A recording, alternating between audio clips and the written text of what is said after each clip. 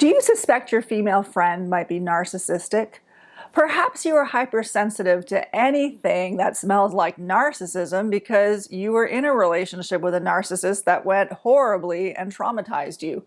Or maybe you witnessed someone close to you getting burned by a narcissist. So now you can smell narcissism a mile away, and frankly, you have an aversion to it. You cannot stand narcissistic traits in anyone, including yourself. So how do you cope when you start to encounter narcissistic traits in a friend who shares the same friends as you? Are you supposed to drop the relationship? And that can be quite challenging because the way you handle that relationship will influence all the relationships in that circle. So, is there a way to manage that relationship that is wise for you while not causing a disruption to the other relationships in that social group? In this video, I'm going to discuss those deeper and complex questions. Now, first, before we get into it, for those of you who are new to my channel, welcome. I'm Shaneen Megji. I'm a transition coach.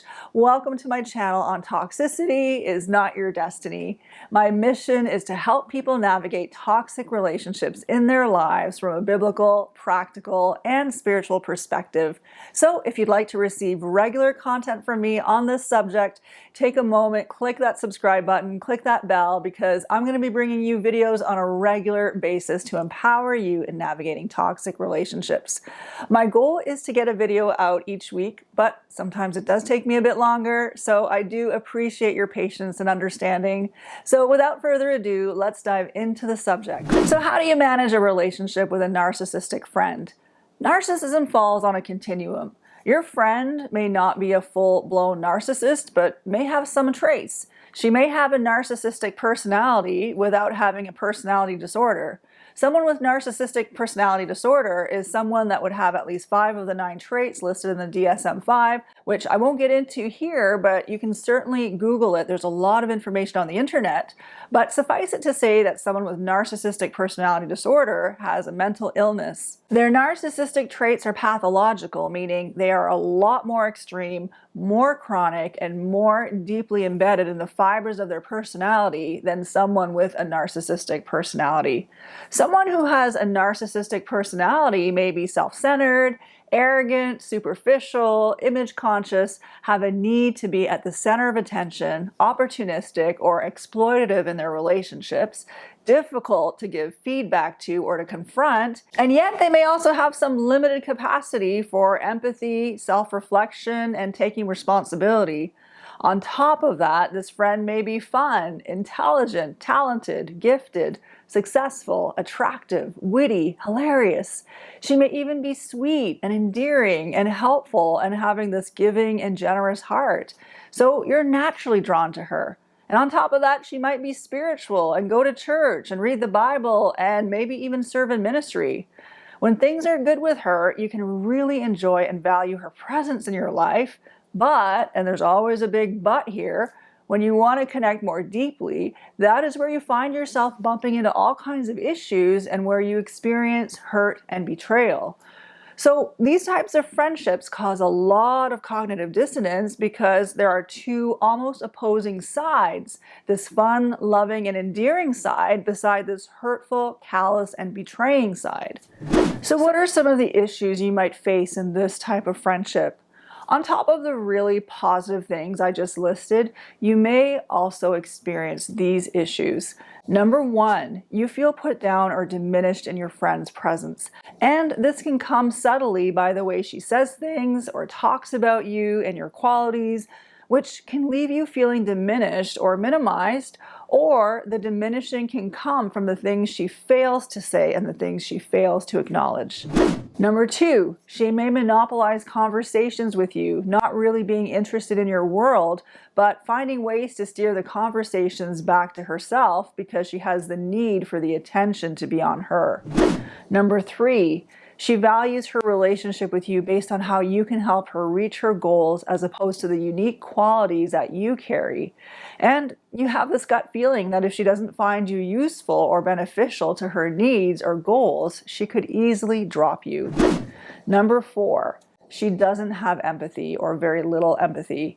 She is tuned into her own needs and tastes and opinions and preferences and feelings, but unable or unwilling to put herself in your shoes.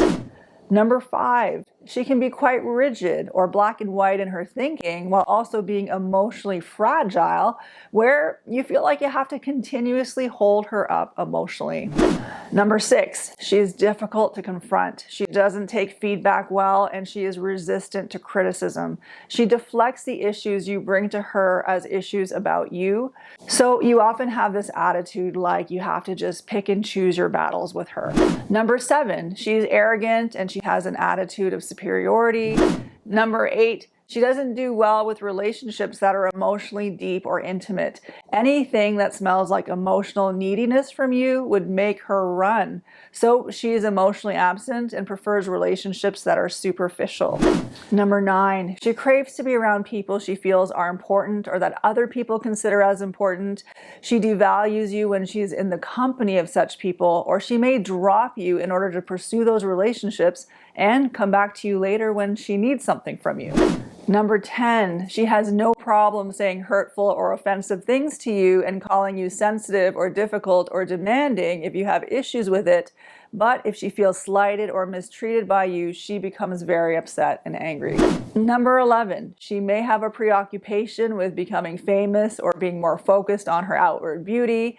She may be judgmental, critical, or preoccupied with your appearance around her, or judge you based on your appearance. Perhaps you notice these types of traits in your friend, and while this list may put your friend in a light that feels negative, you have a hard time because you're not just dealing with a list of negative traits.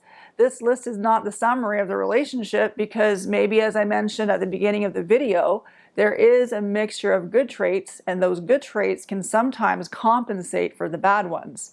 Also, if you and this friend are in the same social circle, then it becomes more complicated. It's more difficult to just drop the friendship.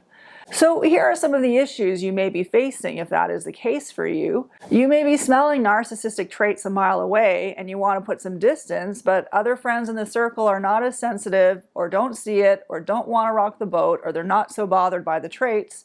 So you don't want to speak badly about this person to others. This friend is not dangerous. She's not a bad person. She might be immature or wounded, but even in all that, you don't feel she's a safe friend to you because you and her just do not share the same relationship values, and that is okay. And probably she's not going to change her personality to satisfy your relationship values. You don't want to cause division in your circle, but you want to look out for your own needs and be sensitive to the relationships God wants you to invest in and not invest in. You need to be true to what you are discerning and judging, and respect where other people are at if they are not judging or discerning the same things as you. You may also be feeling like if you raise your concerns with your friend, you already know it's not going to go well because she's not willing to change herself, but only make issues you have with her to be issues about you. And that can cause unnecessary drama and inflame the situation where it doesn't need to be inflamed. So you do love this friend, you value her, but the kind of attitude she has in her personality doesn't make it sustainable for you and her to have any kind of close, intimate relationship. However, you still want to follow the scripture that says that as long as it depends on you, do your best to live at peace with everyone. So that would include even the social circle around you who may not be discerning the narcissism in your friend or not really wanting to make a big deal out of it. So what are some practical things you can do to manage this relationship? I'm going to give you a few tips and I hope they're helpful. Number 1, limit your interactions with this friend as much as possible.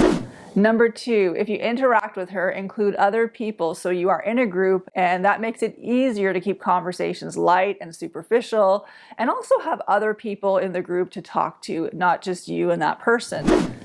Number 3, keep things superficial. Remember that your relationship can go well when it is kept to a superficial level. This person thrives on superficial interactions, so create settings and situations that are conducive to superficial interactions so that you never have to go deep with her or be in a position where you have to unveil your heart in a way that can cause you to feel vulnerable or unsafe. Number 4, know beforehand what you will talk about with her and what subjects you will not talk about. And this has to do with guarding your heart with all diligence and not casting your pearls to swine for them to be trampled on. Number 5, pray before you engage with her. When you are engaging with narcissistic type of people, it can be a type of a spiritual war zone. So cover those interactions with prayer before you enter into them. Ask God to lead you, to guide you, to empower you with what to say and what not to say, to protect you, and also open your eyes to the truth and not be deceived in any way. Number 6, if you're finding this person very toxic, incrementally phase her out of your life. These people are very sensitive to rejections, and so doing anything that they perceive as a slight could incur war. So don't just cut them out or suddenly stop talking to them or avoid them as soon as you really start to experience their narcissism. For example, we all know the story in the Bible where Mary was a virgin and she became pregnant by the Holy Spirit. And when Joseph, who she was pledged to be married to, perceived that she was pregnant, he thought she had committed adultery. He really thought she had betrayed him. And in his mind, thinking that she had betrayed him, the Bible said that he had in mind to divorce her quietly. He did that out of love for her. He didn't want to draw attention or make her look bad because he still loved her, even though at the time he felt she was not a safe person to marry and that they did not share the same values. Now, of course, the angel entered into his dream and told him otherwise, but this story is an example of what to do in a situation where you don't share the same values, but you still love the person. You just separate from them quietly and discreetly without drawing attention. So I hope this video was helpful.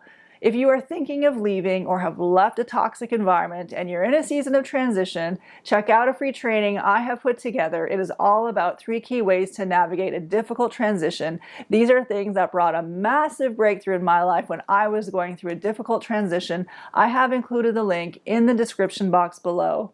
If you would like to see more content from me and you have not subscribed yet, click that subscribe button and click that bell so that you can get the alerts, because every single week I will be posting a new video to empower you in navigating toxic relationships in your life. If you like the video, please give it a like. This helps me to know what kind of content to produce. If you have other topics, other suggestions of things you would like me to cover, please feel free to drop your ideas in the comments section. And this brings me to the end of my video. Thank you so much for watching. I appreciate you. I look forward to seeing you in the next video. But suffice it to say that someone with blah, blah, blah,